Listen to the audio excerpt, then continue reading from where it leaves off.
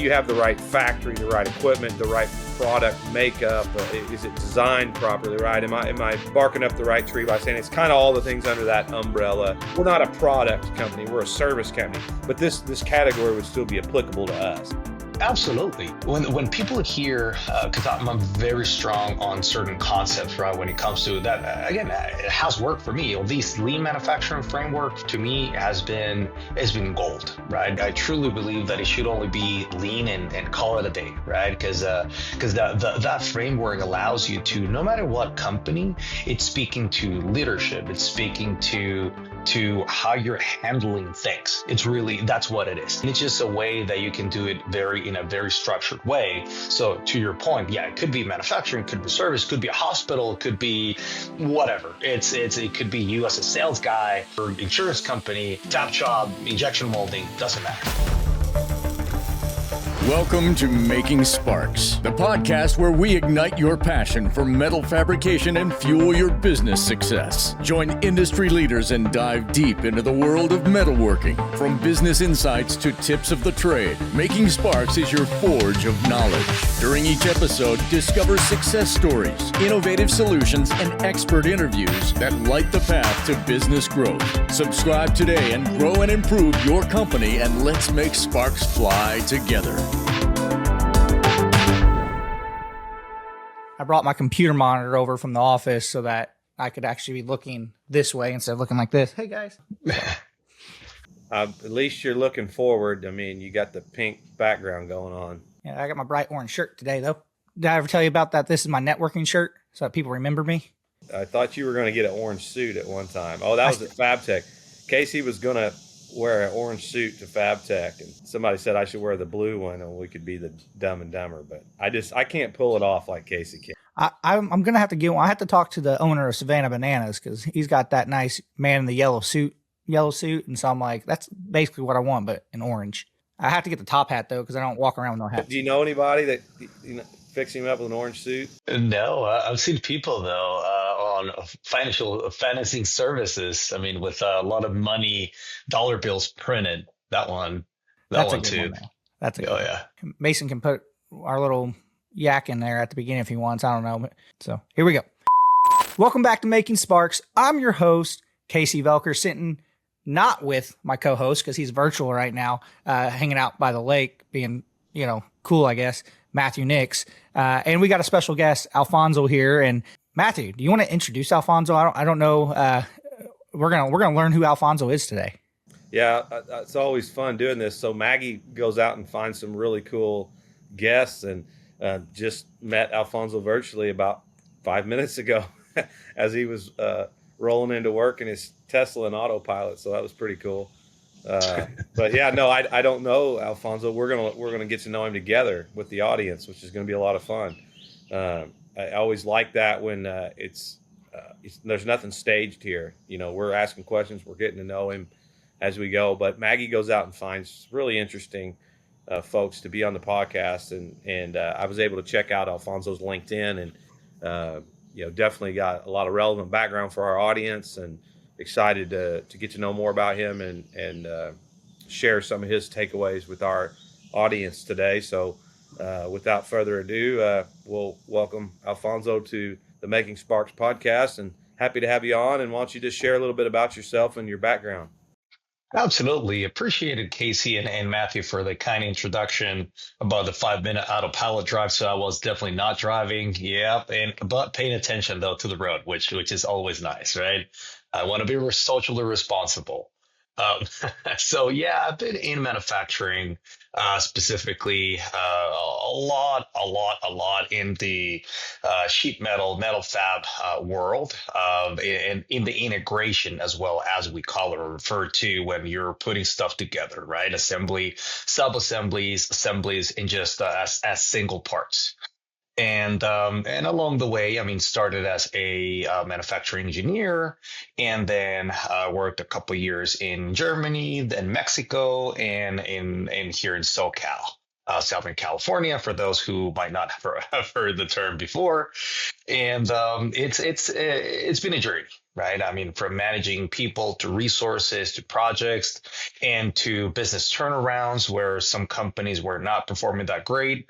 Well, that's what I do nowadays. I find problems and then I just solve them. I eliminate waste. I eliminate those hurdles that are preventing companies from either grow or just really have peace of mind. Yeah, that'd be in a nutshell. No, that's really awesome. So what are some common themes that you see, when you are, say, a turnaround, or you're working through problems, So I run multiple different shops, and on any given day, we've got one of those shops has got problems we're working through. So I'm, very, I guess, unfortunately, very familiar with those concepts. So, but need to improve nonetheless. So just share a little bit about what are some themes that you see when you're doing that. It's funny you say that because there are different themes. I mean, I've impacted multiple companies so far, and I always find the same problems. And every company has only three problems, is what I see. And maybe I'm oversimplifying it, but so far it's been funny to find same problems in any single company. The first problem the people have, the companies have is, well, I already said it, kind of spoiled it. So it's people problem. The other problem is a process problem. And the third one is a product problem, right? Whether that is drugs related, whether that is maybe the way that you're producing, DFM, manufacturability, all this fun stuff that at the end of the day could be solved with the two above, right? So I've seen companies where if you have great people, you could somehow have good results or decent results if you don't have, or if you lack the other two. If you have the right process and you have people that are aligned with the culture and aligned with the direction that the leadership is giving, if it's an assertive one, then you could have good results as well. In terms of products, I mean, there are certain companies are not performing that great. However, the margin allows you to, let's say, not perform at a great, then it's much more forgiving, right? But at the end of the day, it just comes down to those three: people, problem, and product. So can you give, like, if let's walk through all three. If someone's struggling with their people, what is like one tip that you can give? I know there's a whole thing, and you'll hear a lot on our podcast. We talk a lot about culture, and you kind of alluded to it a little bit. If your people are aligned with the mission and things like that, a lot of times that can actually make up for some of the other problems that they have, because people like doing business with people they like, and it kind of fixes that. But if someone's having a people problem, what's something that right away you're like, well, are you doing this, or what are you asking a fab shop or manufacturer? What are they doing? What I'm about to say might be and will be counterintuitive, and it might sting a little. So just beware. But the first thing that I look into is not the people, but the leadership, right? So the way that you're leading, the way that you're conveying your messages, the way you're communicating, how you're communicating, when you're communicating. I mean, the way it's very easy to say, hey, everybody has to be open for feedback, but are you providing feedback or constructive criticism in a way that can be well received? Are you fostering a safe environment, a safe place where people feel that they can that they're listened to, that they're heard, that they know that you care about what they say, right? Because everything starts with, and maybe I'll get a little bit into a empathetic or and servant leadership topic, but it certainly is. I've seen to where certain, as you're building, and typically is when you're starting, let's say you join a team, there's always that lack of trust, right? So people will right away think about two things. One, and the most important thing for them, is what's in it for me, right? If you can find out and clear that out of the way to where, okay, I understand this is what it's for you, and you got to find out what every person's motivation is for them to be there. I mean, do you want to grow? Do you just want your paycheck? Do you want to feel that you belong? Like, what are those? And it's more important that we think, and that would sometimes we give credit for the two feelings, right? And again, that's why I said that it might sometimes it might stink, because I've heard some leaders is that, well, you just I just come here for work, so I don't care. Well, you don't care, but you know how much. And then as newer generations come, feelings are more and more and more important nowadays, right? So you got millennials, you got Gen X, you got Gen Zs, you got all these generations that are very different, and as opposed to previous, back in we go back to the 2000s or 90s, the way that you had to lead, it was much more different, because people, again, it's just a generational thing as well. So, and I don't want to be touching on multiple topics, but it seems like that's where it's heading, huh? Hey guys, it's Nick from Making Chips, and I gotta tell you about our new show, Lights Out. When someone talks about being lights out, what comes to mind? For me, it's Michael Jordan. He's got the ball, the game's on the line.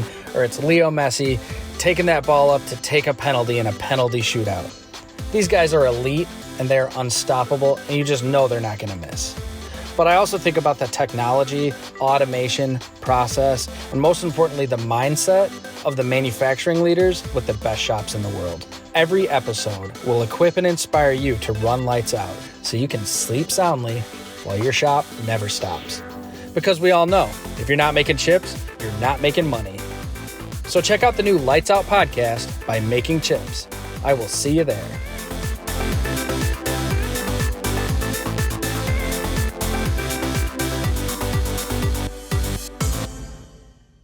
No, that's good, Alfonso. I think one thing I would add to that too is, like, before you even dive in, you got to ask yourself, if I'm thinking about a people problem, is the person or people, are they willing and capable? Because it's like those two things both have to be there. And I think if those two things are there, and that's like hard to quantify, right? But I think it's just a assessment you make. Are they willing and are they capable? And if they're both of those things, then I think you can work with that, whether it's helping people find their meaning and their purpose, like you said, and aligning people around that. Maybe we do have a process change we have to make, but if they're willing and they're not capable, it's just not going to work. And if they're capable but not willing, it's not going to work. So you got to have both of those things, I think, anyways. Yeah, no, I agree, and I think it gets a bit more is a bit more complex than that, because on top of that, if you add, I mean, is that person willing and capable with your leadership? It also comes out, because I've seen people performing amazingly with other leaders, right? When maybe they were not capable, or maybe they were not willing with some other leader, some other manager, some other director. I've seen that over and over again. And it's really until you develop that safe space to where that person, and I can give you a clear example of a quality manager.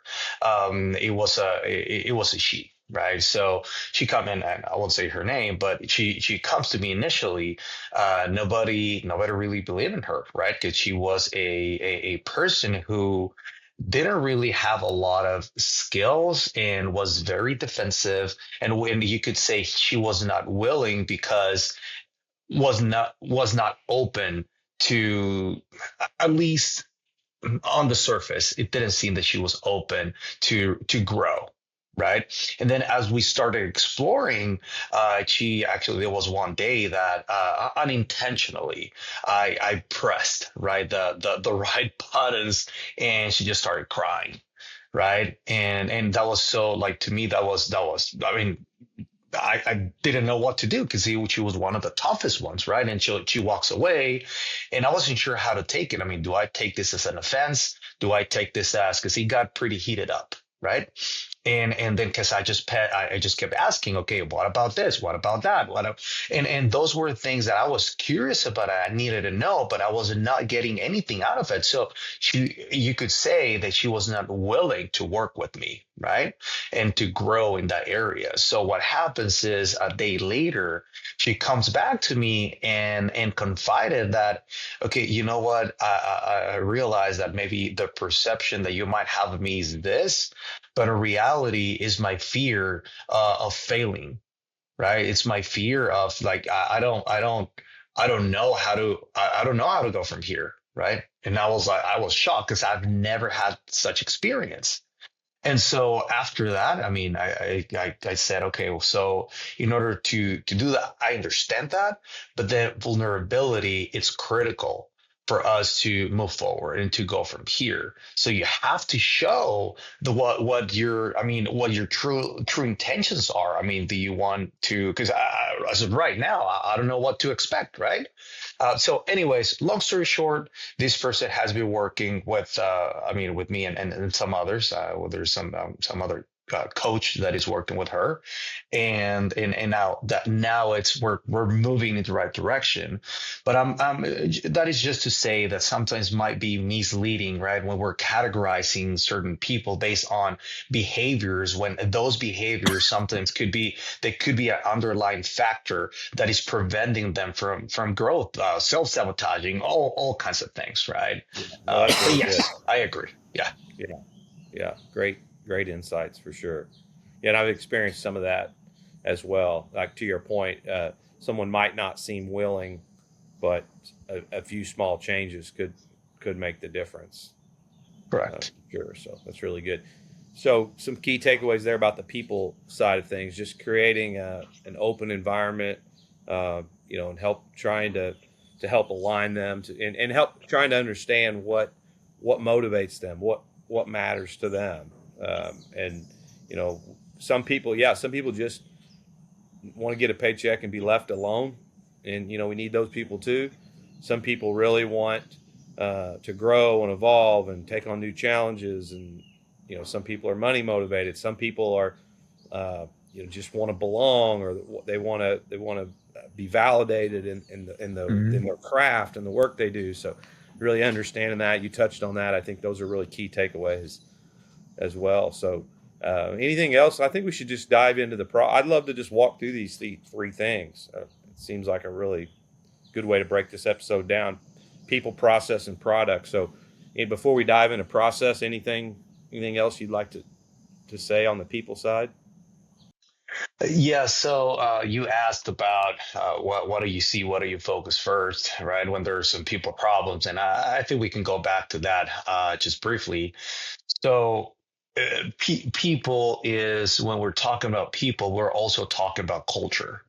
And in each one of my business turnarounds, opportunities or experiences, I've noticed that the cultural side is the way that we lead actions and how we also make decisions on a day-to-day basis.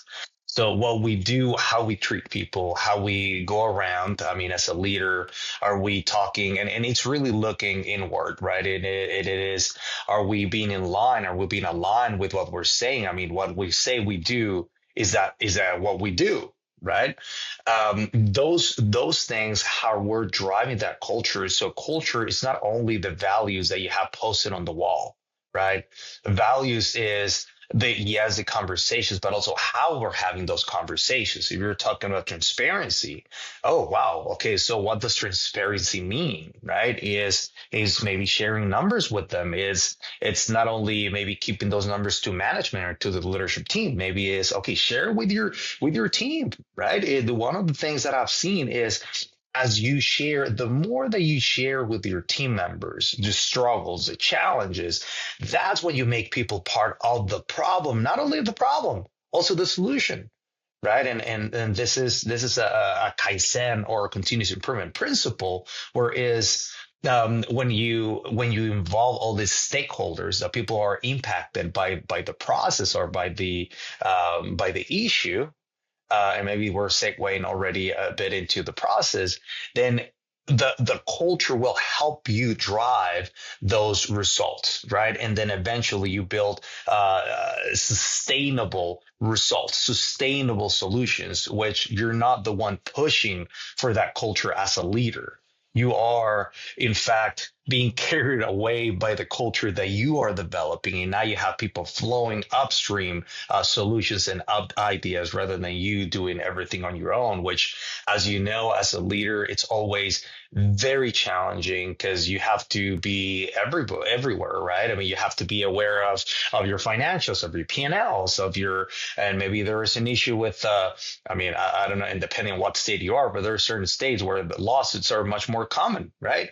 And then you gotta show up to court, and then you gotta go and show up with this issue and the other, and then visit the customer and then the vendor. Oh gosh, man, you can't be everywhere. But when you develop a culture of trust where people is, whether they're high performers, A, B, C players, don't matter. Sometimes you can have C players performing smoothly, one piece flow, or whatever that is helping you keep moving things along, then that's where you see growth, right? And it starts with culture.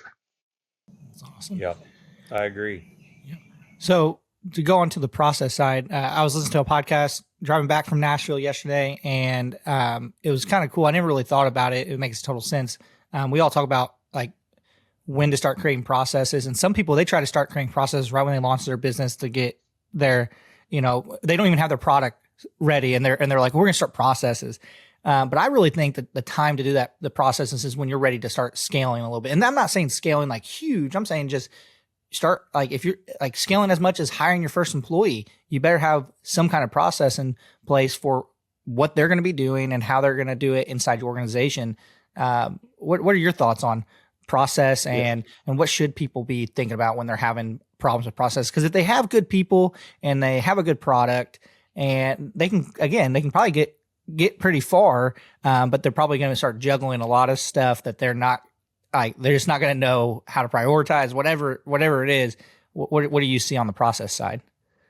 So I think there has to be a different approach depending on the size of your company, right? Let's say and this is what I've seen in different companies. I mean, I led trainings in multiple manufacturing companies of different sizes.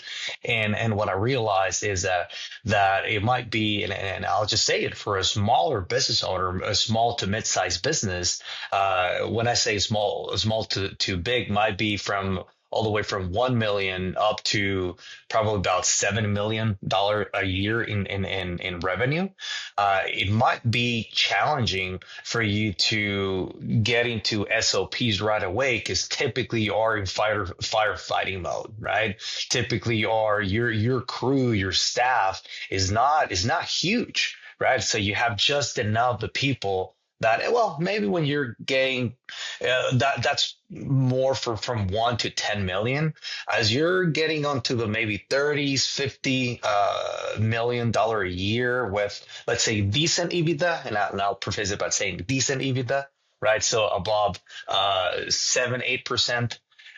Then you're talking about maybe you have a better structure, right? A structure that allows you to have more leaders or maybe manufacturing engineers, or maybe an intern or someone who can help you with that. So just to answer your question, is my approach is, I don't like to start doing SOPs, standard of procedures, meaning documenting in a formal way right away, because there is always a tendency to deviate from the process, and the processes that people write typically that won't be adhered to, meaning they won't reflect reality. Right. So oftentimes an error that I see over and over again is when people are writing processes, you're going to write, okay, well, I know I'm doing this, but it's not right, so I'm just going to do it the right way, even though that's not the way that is currently being done. And what that leads to is just really work that you're putting into that. It's not helping you to, like you said, either scale the operation, but I also use processes to sustain right? Because what you always have to keep in mind, it's more than scaling and growing, it's sustaining. So how do you develop something so that, okay, let's say, and I always tell this to the managers and companies, is it's better to have a bad process but be consistent at it, but to have a great process that nobody does. You do it once and nobody does, right? And why? Because a bad process that is consistent, it allows you to do iterations and continue to improve it slowly, right? You change the one thing that is going to impact the most, then you can use your Pareto principle, right? You see you take your 80-20. So what is the 20% of the process that if you, with that small change, you just tweak it, you tune it, and then it's going to give you the most results. Oftentimes that's with the lowest effort, right? And we'll take the least amount of resources from your team. And like I said, especially if you're a small business owner or you're running a small team, you're not going to be dedicating a team. You don't even have a team to write SOPs, right? Your team is just running machines, is running the daily production. So I would not suggest to write an SOP. What I would do instead is do work instructions, something simple. Do a one-pager. Start with that. One great concept that I don't hear a lot is single point lessons.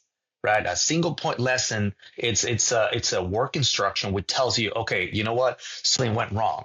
So what is the solution for something that went wrong? Okay, this is the problem, and this was the solution.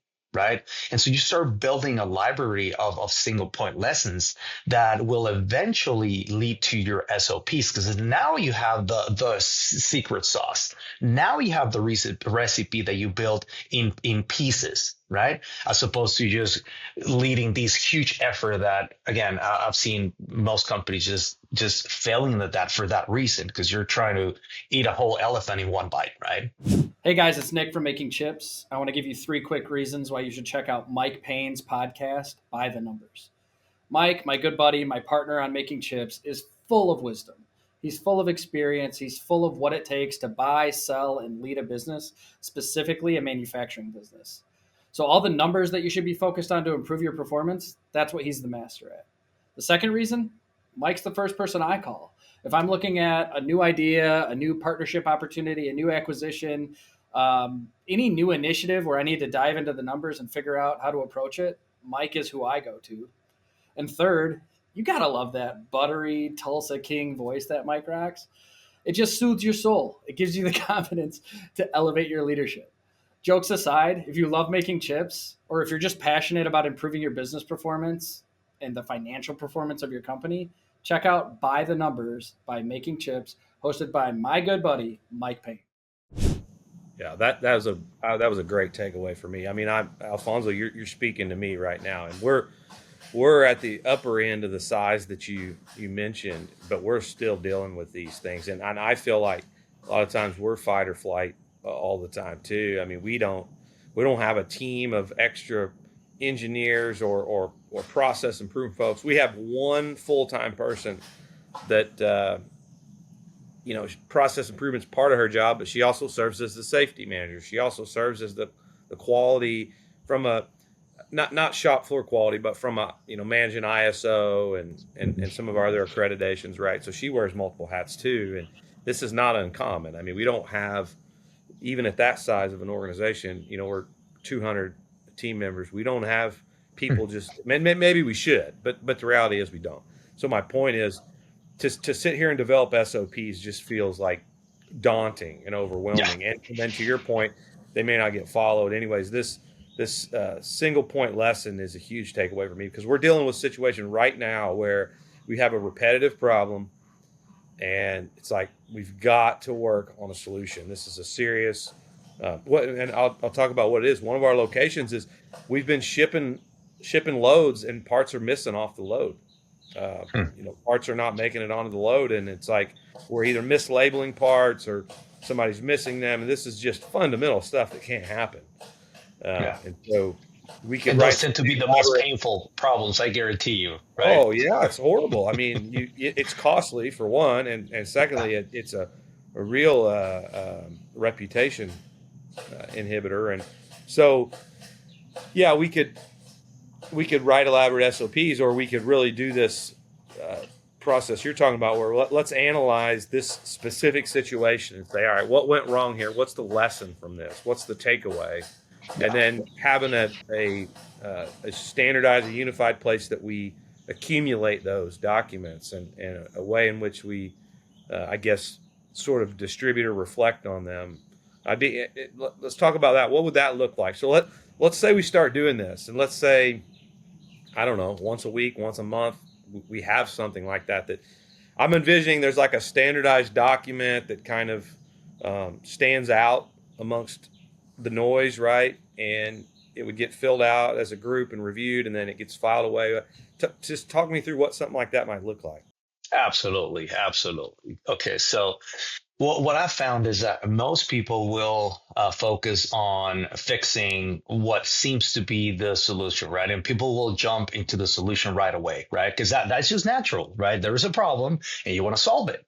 So my approach is a bit different. It's, if you're familiar with the framework DMAIC, right? So DMAIC, that is the framework that I love to follow. The reason being, the D stands for define. So first, you're defining the problem. And to me is, I don't jump into solutions right away. What I do is I want to make sure that I understand the problem, and I'm getting I'm crossing my T's and dotting my I's in understanding the problem. So where is this problem coming from? Why? If you don't work hard, and to me, this is the most critical component when you're finding the solution is, okay, why did this happen? Right. And maybe you start with your 5 whys or ADs or some sort of lean manufacturing method if you want to, or simply you can just do, okay, guys, let's get together. Why did this happen? Well, it got lost. We know. Okay. Nobody knows. No. Okay. Then you start asking different questions. Okay. When did this happen? Okay, it happened that day. And you kind of, put your for those who watch a series on the 90s with Dick Tracy, right? Your Dick Tracy and 80s Dick Tracy hat, and then start investigate all this. So you start asking people around. I mean, if your leadership team don't know, then you go to the assemblers, right? You go to your fat folks and start asking them, hey man, how many parts did you produce this amount? Okay, so if we needed to ship 100 and we produce 100, so there is a gap in between. Maybe it had to be after fabrication, right? So then you go to your shipping guys. Okay, guys, how many parts do you receive? Oh, I don't know. Okay, how many do you know? You don't have a log? No. Okay, we'll start there, right? Okay, there is not a log. Okay, so did anybody count parts? No, nobody count parts. Okay, well, we have another gap, and you start listing all these gaps. Right. So once you're done listing all the gaps, and kind of like I said, it's like if you know that you have to go from A, B, C, D, E, and then you're missing a few steps, then you're asking everybody again, okay, this is what happened. And you state facts. You don't jump into conclusions. You start saying, okay, this happened, which led to this, which led to that, which led to this. Right. And so you go to the first one. That is there, right? So you go and again, typically the first thing that you find will be typically, and it's not always because it could be misleading, but typically it will be your root cause, right? Because then everything else follows, just a chain of events that happens after one thing. So then at that point is, okay, we have all these solutions and action items that we could do, right? Let's start with, like I said, with what it seems to be the root cause, and then you monitor it, right? So you're going to measure, you're going to find a way to measure and track that. You're going to focus only on that one thing, right? Or 3 items or whatever you're depending on the effort, right? But typically is the 1-2 things that you do those 2 things or one thing, and there we go. You see a progress, right? Even if it's 1%, even if it's whatever it is just moving that trend on the right direction, in a positive direction. That's what you want to see. Right? Because it seems like you found something, you're onto something. And so after you're finding, okay, that and that progress, then you want to control it, right? And how are you going to control it? Okay, do you have the right people, not only doing the process, but ensuring that the process is happening, right? Okay, let's say one operator, there's a lead for that department, that you make that lead part of it. Okay, so you make it easy for that person. for sustainability purposes, right? And so on and so forth. So once you have that, and you validated that it's sustained and it's done in a sustainable way, then if you're the let's say the shop foreman, or if you're the manager or the production manager or plant manager, whatever that is, you're just going to ask key questions, right? So that again, you're driving that sustainability. But at the end is once you've validated that process, then you do a single point lessons, right? Then you do, okay, this is the problem, this is what was found, and this is what we do. So it's just 3 elements, right? Which is, and it could be done, the format over time, I've changed it in numerous ways depending on the resources of the company.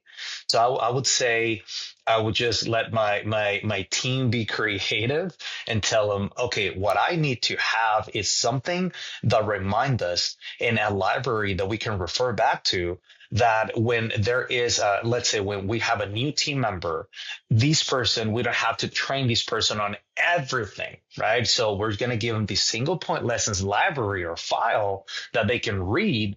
And then they'll know, it's like, remember that day 2 years ago, or that time that a year ago when this happened and we were losing parts. Oh no, you just give them, okay, read it. We used to have a lot of issues, read it. And this is going to help you know why we do certain things. Right. And if you ever want to change something, okay, you can go starting from this book. Right.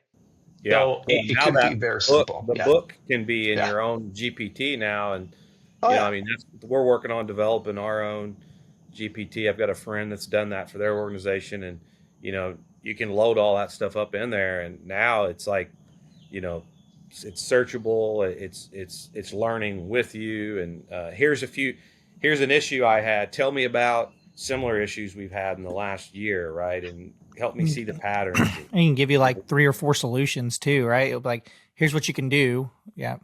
Yeah. That's great takeaway, Alfonso. I'm gonna. And we use AI. I'm already thinking about some people I'm going to talk to after this podcast, and some things that I want to work on. So send me a bill, all right? Not really. No, not really. Not really.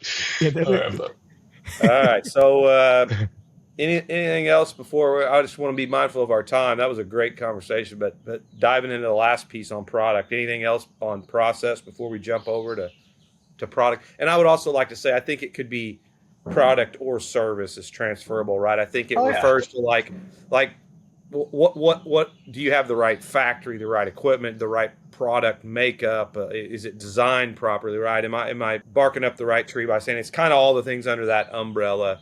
Is it manufacturable? Is it priced appropriately? I mean, it's all those, right? Yeah, I'd like to hear it. We're not a product company; we're a service company. But this category would still be applicable to us. It's just you have to think.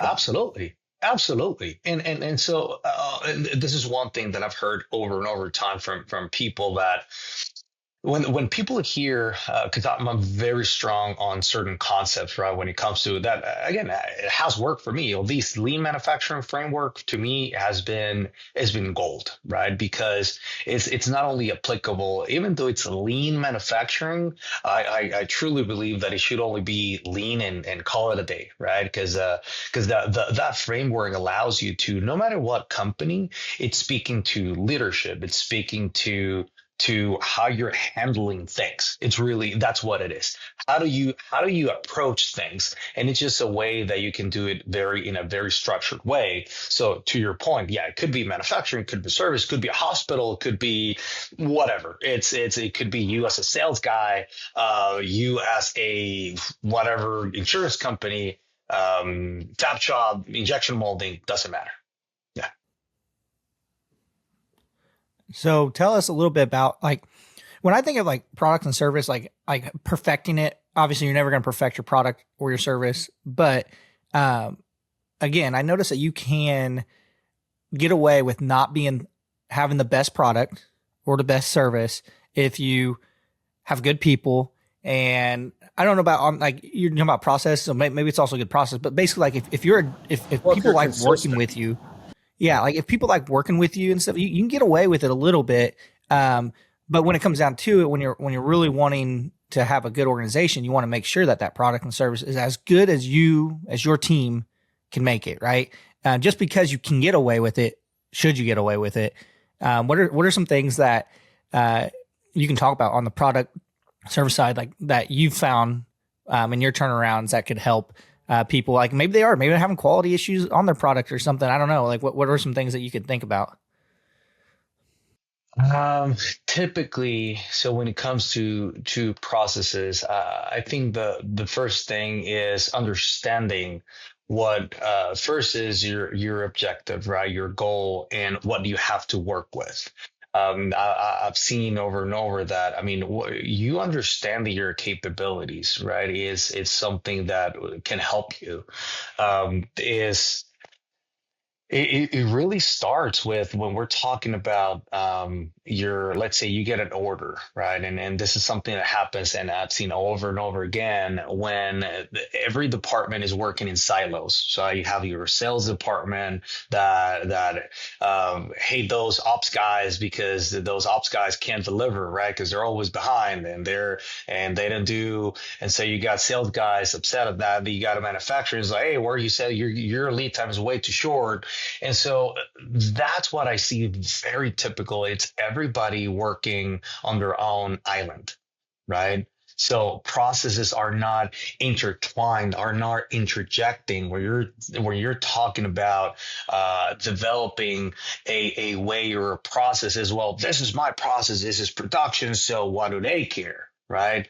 Well, it's oftentimes communicating, and this is I hear this. I've heard so many times when people from every team in every company, it's saying, "Oh, we're lacking communication," and everybody talks about communication, right, as being one of the major problems in companies. And reason is it's not only about their communication; it's about how we are communicating things. Also, not the words, but also, are we communicating with data? Are we communicating in a way that finances understand it, that sales understand it, that others? So it's really communicating with empathy. I'd say that's what it is. What that means is you're going to communicate it in a way. Yes, I mean, production might be your expertise, but are you communicating to your sales department in a way that they can understand it? So, okay, what do sales care? They care that their commissions, that their pocket, get reflected at the end of the month, and that their customers are taken care of, right? So let's say you find those two motivators, and then you as an ops guy is okay. Then the language that they speak is a love language, if you want to call it that way. It's really how you are showing. Maybe are you showing the data in a way that, okay, when you do this, it affects me this way, which ends up affecting you because the lead time gets shortened, right? And so you're establishing now more rapport between departments. So that is the one thing that I see very consistent over and over again. So, and again, I said it, lack of rapport between departments and between team members. So on the product side, are you saying that like if the operation, let's just say operations and sales are communicating better, obviously it's going to turn over a better product. Because especially if like operations saying, okay, or sales is saying their two motivators are, taking care of their customers and, getting their commissions. Well, both of those, going back to the process that Matthew was talking about, if parts are missing, that's costly and that's going to hurt. Like it's kind of hand in hand. It's going to hurt their relationship with the customer, and therefore now their customer's not getting taken care of. So yeah, I hear what you're saying. Yeah. I think from a product standpoint, it's really about where we're differing from processes. We're saying we have to evaluate like what are we capable of manufacturing, like what level of quality. Like so, if I wanted to just go in on Monday and decide that we're going to start working for Boeing or NASA or SpaceX and start making parts, like we're not set up for that right now. Or for example, one of our businesses makes gears. We're a gear manufacturer, and we can produce consistently a certain quality of gears. If the sales team decides that we're going to go sell into this new market segment that our machines are not capable of. It doesn't really matter what process we have. We're not equipped to do that. So I think it's getting sales and operations and engineering all aligned about what kinds of products or services are we equipped to offer, or when we think about the service side of the business, it's what expertise is needed within the organization. If we're going to offer this service to our client base, what expertise do we need? What assets do we need? And do we have that? And if we don't have it, are we willing to go get it before we do it? Or we might say, you know what, let's park that till next year. We'll tackle that next year. But that's what I think about when I think about, and from my own experience, when we've had problems with that, is when we've tried to introduce a new product or service and we didn't have the infrastructure or the expertise in place to execute on it, but we tried to do it anyways, right? So that, any thoughts on that? That is absolutely right. What is your install capacity, right? Your capabilities from the process, from the system, from the people standpoint. Is there anybody who knows something that I might not know about? That's the other thing, is because when we're, let's say our sales team goes out there, we might be thinking that we're not capable because we haven't done it, but that doesn't mean that we're not capable, right? That's the other side of the coin. Is, okay, can we develop those with what we have? I mean, is there something that I don't know about my team? I mean, is there anybody who maybe had experience with Boeing, right? Is there anybody who is ISO certified that I don't know about, or has led those efforts, right? So that is certainly something important to look into when you're growing, developing, scaling, or merely just want to take on more business, right? Is getting with your team and understanding, okay, these are the requirements. What will it take for us to get there? And you start planning ahead. You start setting a path for success before you get the business. So you don't wait until you get the PO to get all set up, right?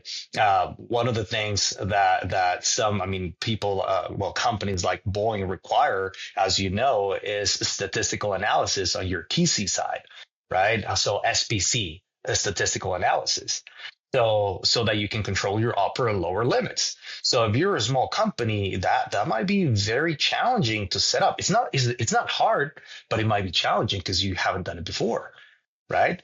So maybe it's sometimes, like you said, I mean, are you willing to get the support out there? Is there a consultant that you can bring on board that can help you bridging that gap, right? And so that it might be, and then evaluate and be very, very open to the idea that it is doable, that it is possible, right? And so what do you want to do? And working the term when you're collaborating with sales and supply chain and all that is PSYOP, right? So do you want to PSYOP that project? Do you want to really want to coordinate and make things happen, right?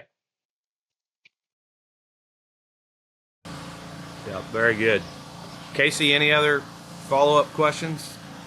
No. I will say where I was yesterday was a robotic welding company, or Cobot, and they made a good point where, like, you know, one of their sales things is when a fab shop buys one of their robots, is that normally it can do a lot of the mundane processes for them, or they can start offering new products and things like that. And I think a lot of people think that, like, an investment to offer new products or services has to be, very, very expensive.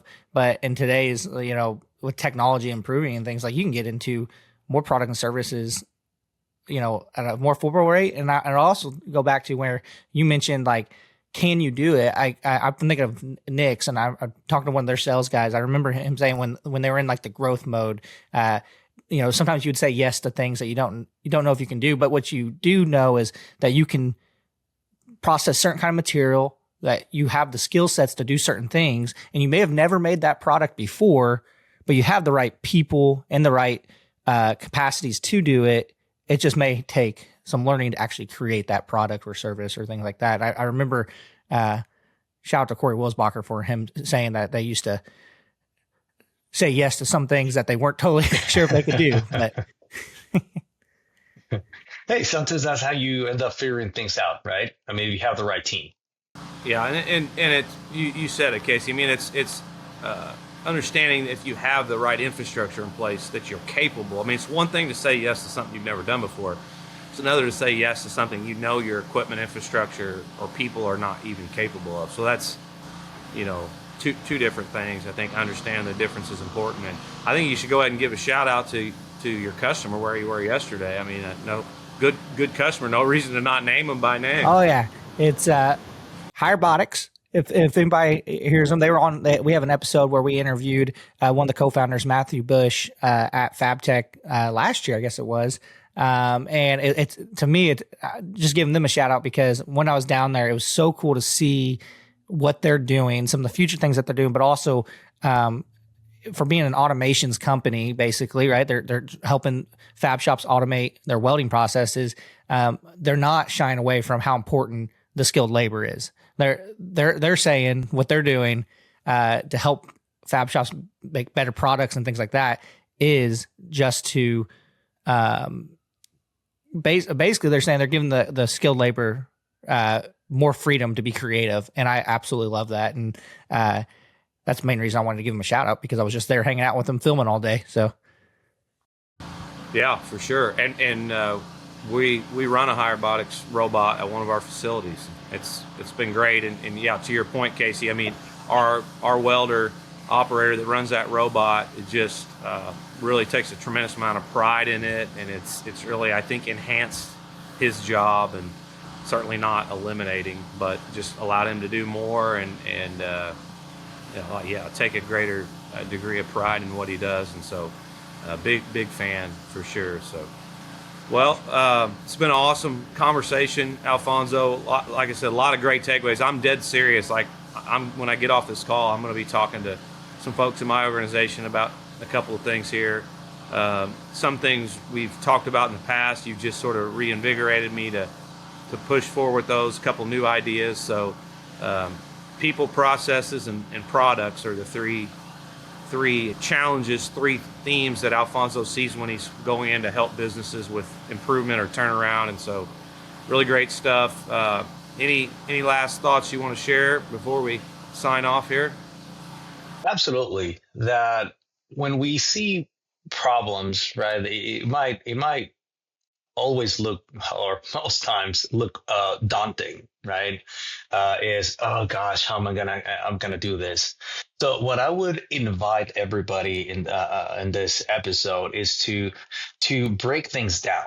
Right. So don't try to eat the elephant in just one bite. Is to truly look at what is the one thing that I could do. If there was one takeaway, I would look up right now Pareto, right? Pareto analysis and truly Pareto that problem, right? And everything, whether that is an SOP. Oh gosh, it's so daunting just to write down my processes. Okay, what is an easy way? There is no best way.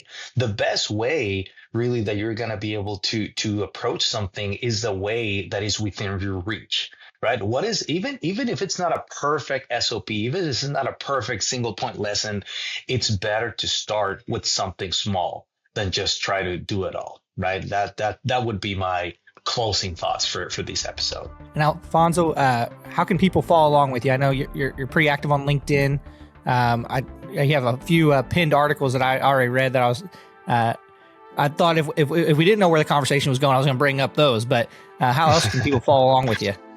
Yeah, no, definitely LinkedIn. I mean, you can look me up, Alfonso Aramburo, Aramburo. That's where, I mean, you guys can feel free to invite me or send me a message, or just we can always have a good conversation. Love these types of conversations, because like you said, right, it always brings back those maybe things that that you had to work on, right? You just keep dragging, or maybe you learn something new, right, from somebody. So from these conversations, so always open to have these nice conversations. Well, awesome. Thank you so much for joining us today. It's been a great conversation. Alfonso, if you're not making sparks, you're not making money. That's right. So if we're not making sparks, we gotta worry about people, processes, and products. figure out There we go. how to make more sparks. So, well, thanks for joining us. It's been fun. All righty, likewise. Hey, you have a great day.